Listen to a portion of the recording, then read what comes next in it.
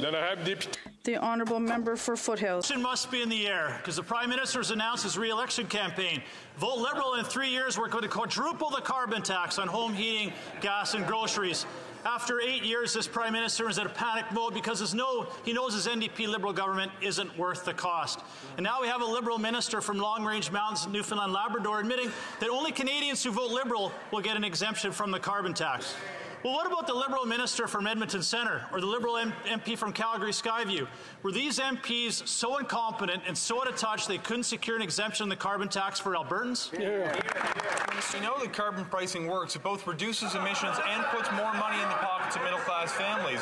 We made a decision to tax a highly polluting source of fuel, home heating oil, in a different way so we can get rid of it faster. Mr. Speaker, we're doing this by making a record investment in heat pump technology, which is not only going to reduce emissions at a household level, it's going to save families thousands of dollars every year. This is sensible policy. It's good for the environment, it's good for the economy, and it's good for the households, not just in my riding, but right across the country.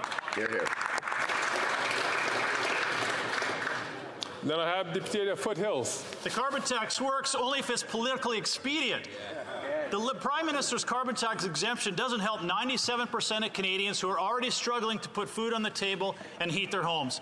Now we have a Liberal minister from Newfoundland, Labrador telling Albertans that the only reason you're not getting an exemption is you didn't vote Liberal. Wow. So is the Liberal minister from Edmonton Centre and the Calgary Liberal MP from Skyview not defending Alberta families? Were they not defending their own 81% of their constituents who rely on natural gas to heat their homes will not get a carbon tax exemption?